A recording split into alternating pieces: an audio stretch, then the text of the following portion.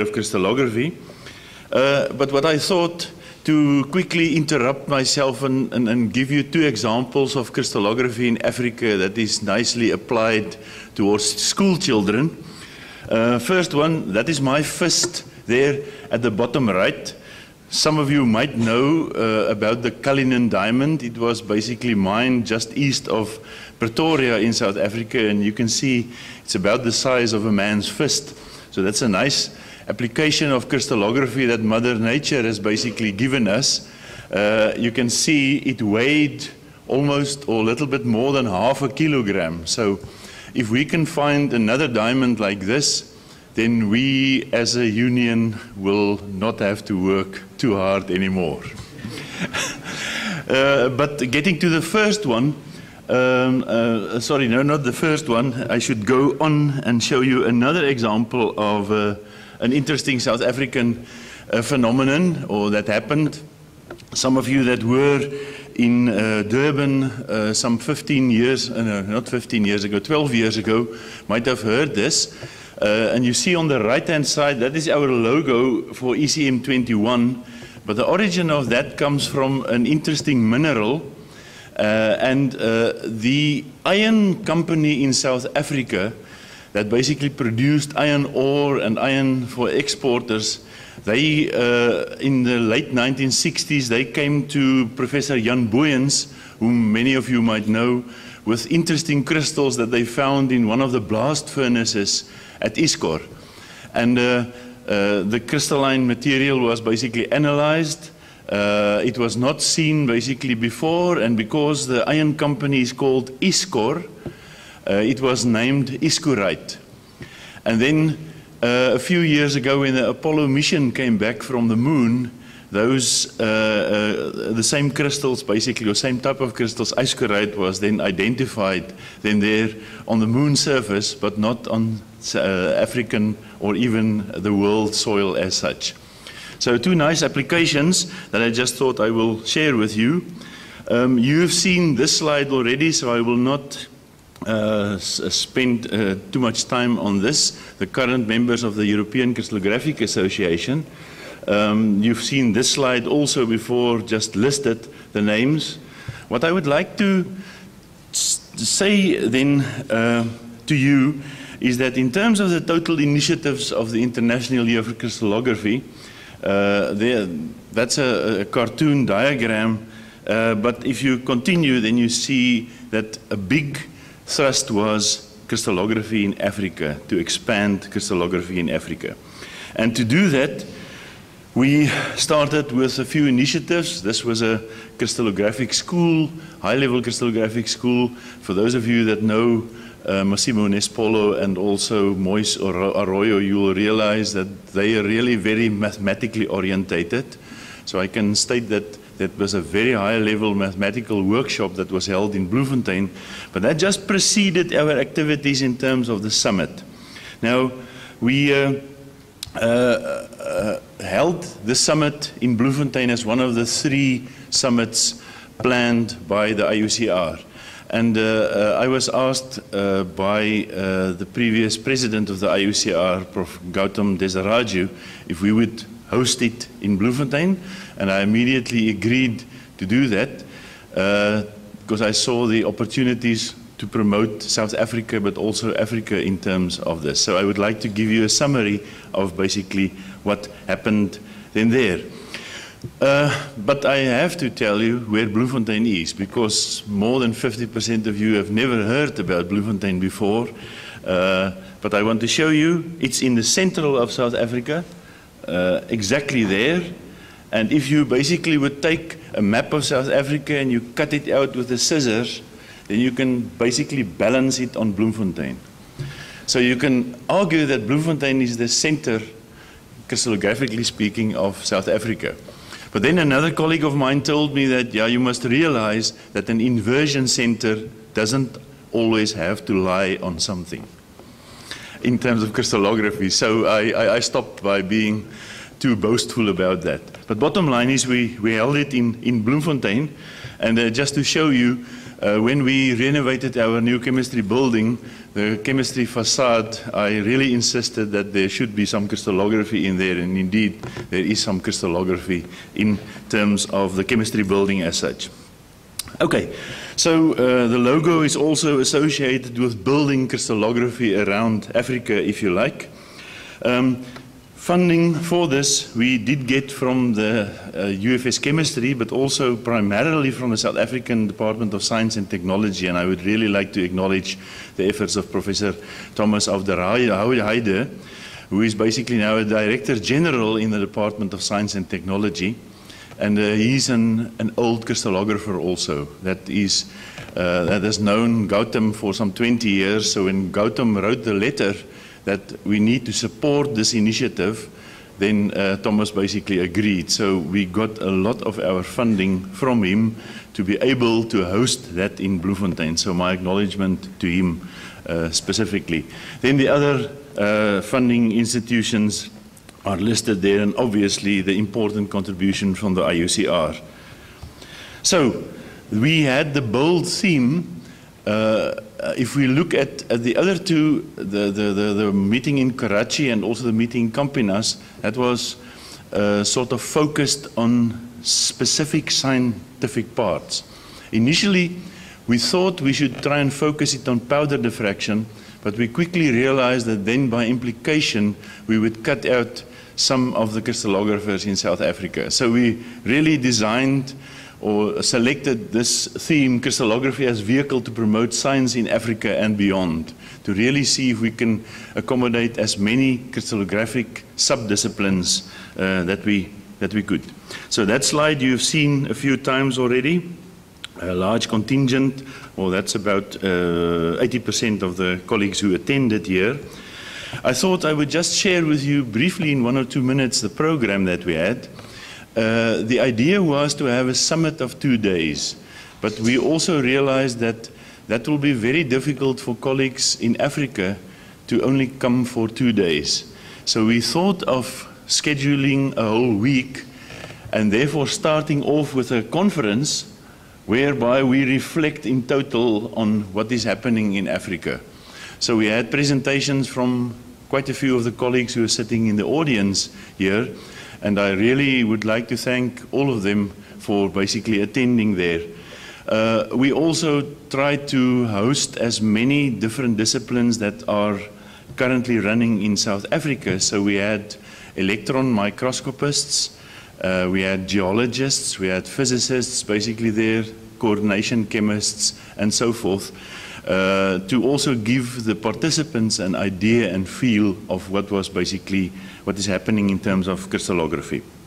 So that was the program for the Monday, the Tuesday and the Wednesday morning, and the Wednesday afternoon we had the opportunity to interact. Before I get there, some of you might also know those two old guys. I'm not talking about the big guy with the red tie, but the middle is Professor Jan Boyens, who basically turned 80 years last year, and Professor Nazambeni, who's, I think, not too far away from 80, something like 76-ish. But they are really, or they were really basically instrumental also in supporting the initiatives of the IYCr and also crystallography in South Africa. So we had the opportunity to surprise them by producing a plaque each for them that they didn't know about. We took them away, and then all of us at the conference signed the plaque in their absence, so we could present that to them as quite a big surprise, and I think that was really experienced quite well by them. So for the Wednesday afternoon, we had the welcoming ceremony, and then the Thursday and the Friday we really spent in terms of discussing aspects that we thought was important for the future of crystallography in Africa. And we had specifically 2 roundtable discussions where we we copied what basically happened in Paris at the opening ceremony by identifying something like 8 young scientists who would sit on the right-hand side, and then also a panel of experts sitting on the left-hand side. And the panel on the right-hand side the young scientists could address then their questions and concern to the panel members on the left-hand side. And I think that was experienced really quite nice by the young people also there, present there. Okay, an ultimate aim of the meeting in Bloemfontein was, after the discussions and talks and sharing of different thoughts, is to move as quickly as possible to establish also an African Crystallographic Association. But I touched the other evening also, or yesterday, sorry, it just seems so long ago, I touched on that one has to do that in a very balanced way. So one needs to be very careful not to try and do it too prematurely, but at the same time rush as quickly as possible to establish it. So to find the balance on exactly how to do it is not necessarily so easy. But we then, after discussions, decided that we will first go for a steering committee in terms of working towards an African Crystallographic Association. So, to show you the three parts, if you like, that Africa consists of, is basically the yellow, the pink, and the blue. So, the blue represents mostly French-speaking part of Africa. The pink, let's say, other and English-speaking part, if you like, and then the yellow, Arab-speaking or Arab countries in terms of Africa. So the challenge that we obviously have is to unite all those colleagues together to finally to be able to form an African Crystallographic Association. Now, we were fortunate that if you now look at the situation there, then you will see those countries were actually formally represented, the purple ones, in Bloemfontein. So we could involve them directly in terms of the discussions. And then by contacting other colleagues, we could actually supplement also the others basically there. And that is basically where we are currently in terms of dynamic scientists, scientific representatives, crystallographers from those countries in Africa that are willing to be part of a steering committee. And I can try and illustrate it a little bit further. So to form a steering committee to work towards an African Crystallographic Association. So that is Africa without anything. That is Africa with all the representatives, all the representative countries who will be interested or have indicated that they are interested in becoming part of the steering committee.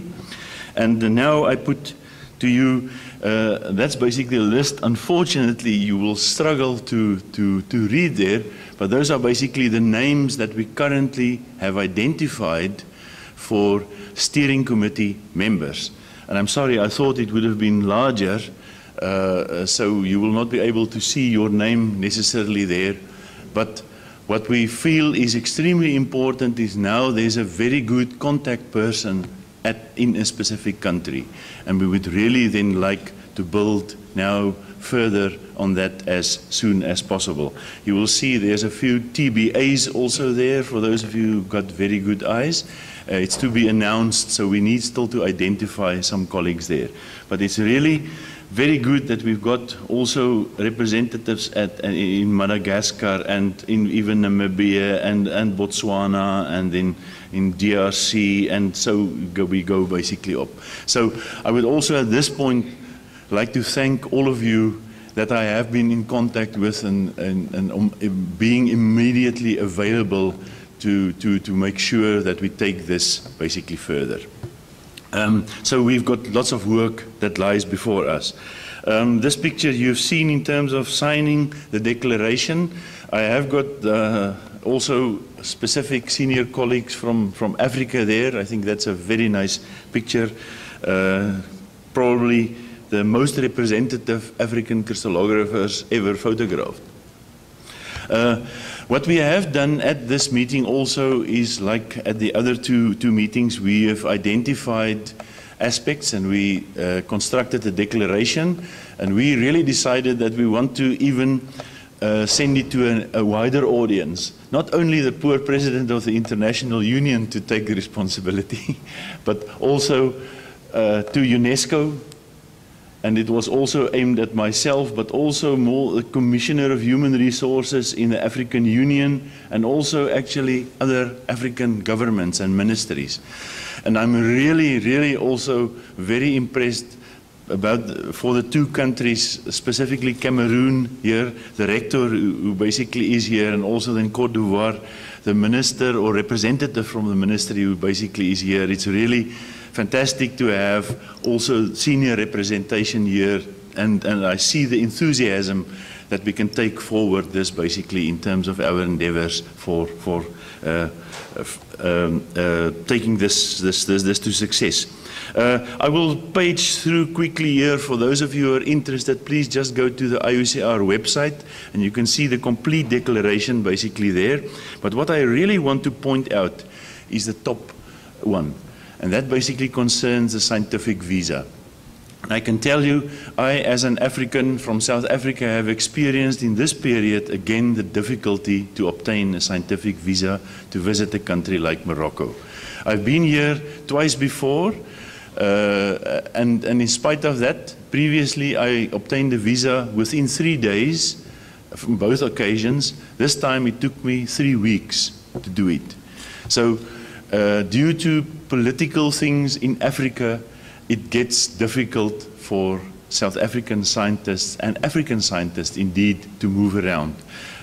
My colleague here, Simon from Nigeria, couldn't attend the meeting in South Africa because the waiting period for a visa application was unexpectedly changed from something like 9 days to 60 days. And it was completely impossible to basically obtain a visa. So that is something that I want to really push very hard, Mr. President. So we should really use our influence, also our senior colleagues here, and we should start talking to the African Union, to countries and decision makers to help us and help young scientists to be able to move around quite freely. So that is really a very important point that I would like to stress in terms of this declaration.